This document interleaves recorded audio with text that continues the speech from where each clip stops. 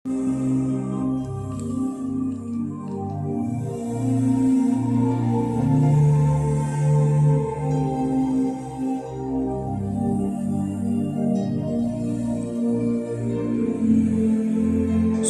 Kristus.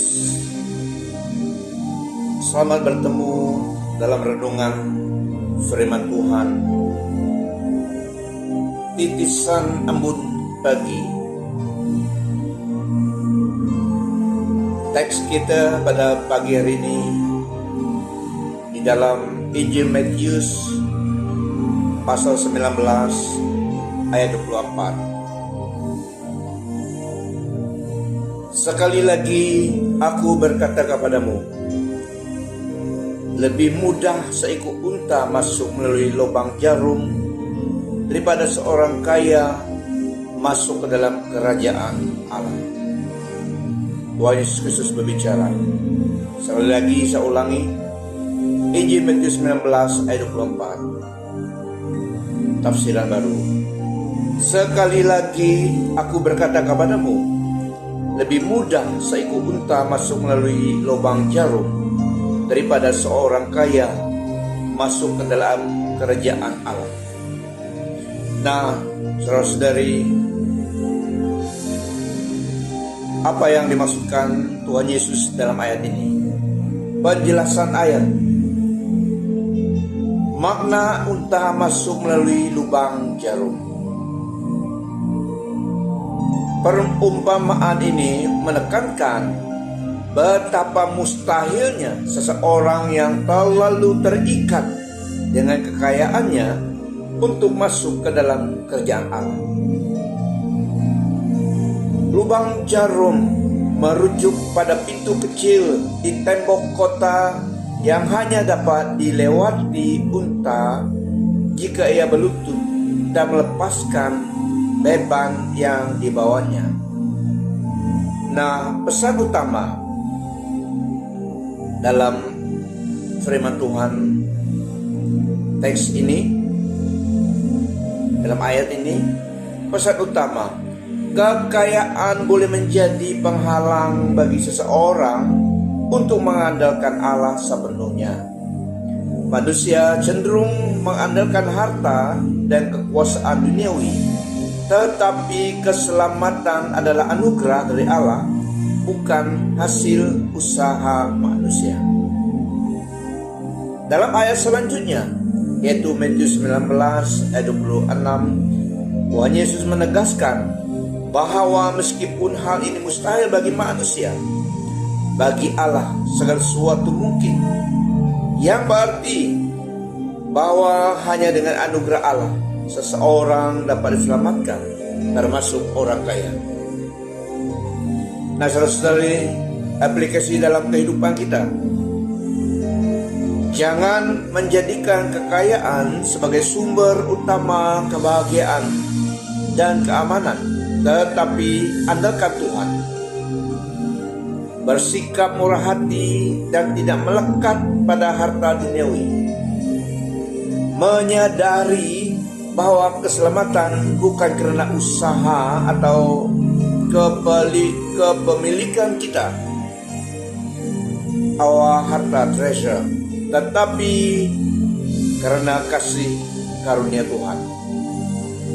Pesan Tuhan Yesus dalam ayat ini bukan berarti semua orang kaya tidak dapat masuk ke dalam kerajaan Allah, tetapi mengingatkan bahwa kekayaan boleh menjadi hambatan jika lebih diutamakan daripada hubungan dengan Tuhan.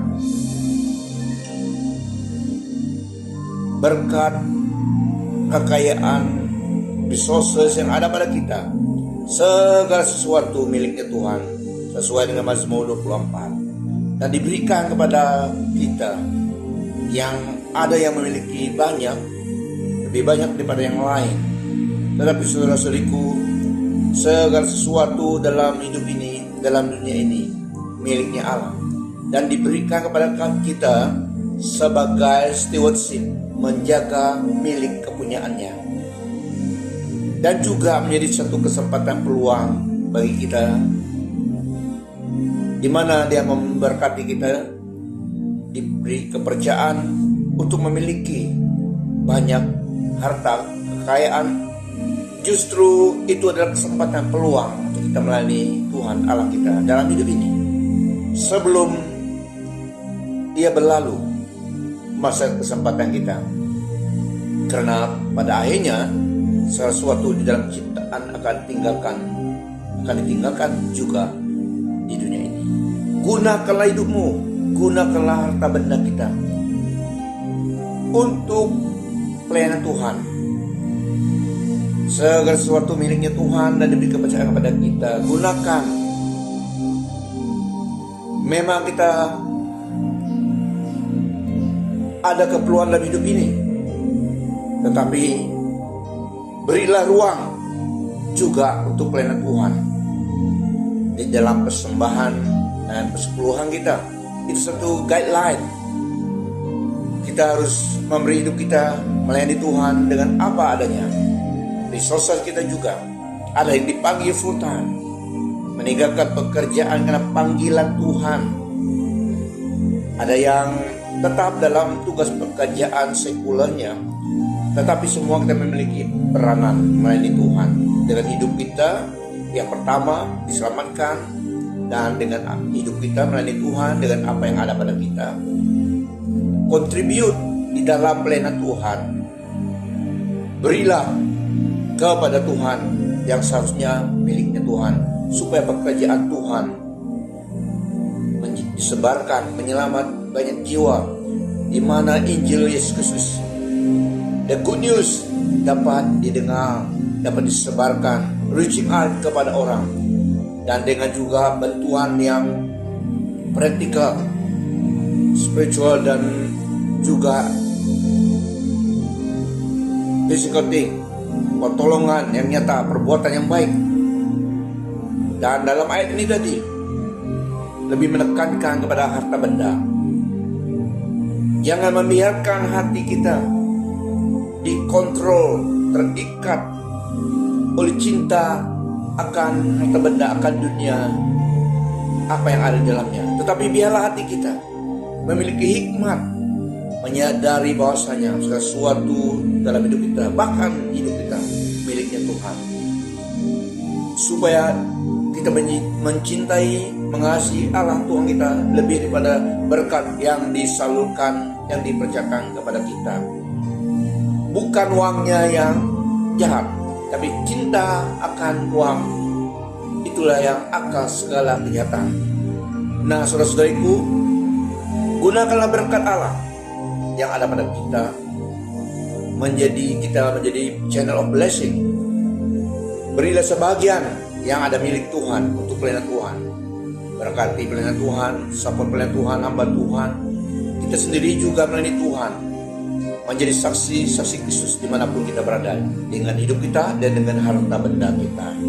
Sebelum terlambat, inilah kairos moment dalam hidup kita melayani Tuhan Allah kita.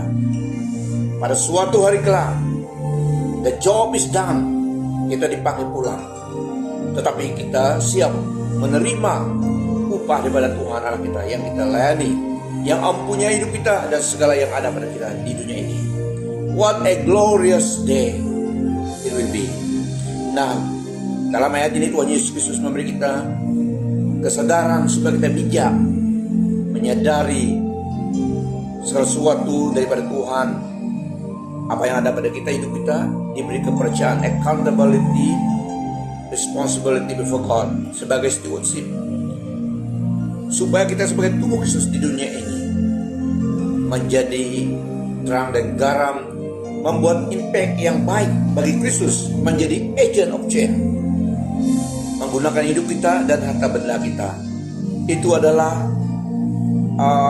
tools, itu adalah yang diberikan ke dalam tangan kita untuk digunakan, instrumen, tools dalam pelayanan Tuhan dan hidup kita. Sangat penting. Makanya biarlah ayat firman Tuhan yang Tuhan Yesus Kristus ucapkan di sini menjadi berkat bagi kita, semakin giat di dalam pelayanan Tuhan melalui hidup kita sebagai saksi-saksi Kristus. Sampai bertemu lagi di dalam renungan selanjutnya. Biarlah hari ini menceriakan hidup kita, iman kita, dengan satu kesadaran hidup ini adalah kesempatan dan peluang yang daripada Tuhan. Diberkati untuk menjadi berkat, diselamatkan untuk menjadi agents of blessing. Good news kepada orang yang di sekitar kita. Kita adalah bearer good news. Tuhan Yesus Kristus memberkati dengan penyertaan Roh Kudus-Nya. Have a great and blessed day. In the grace and the cares and the love of God. Pastor Leonard signing off. Shalom.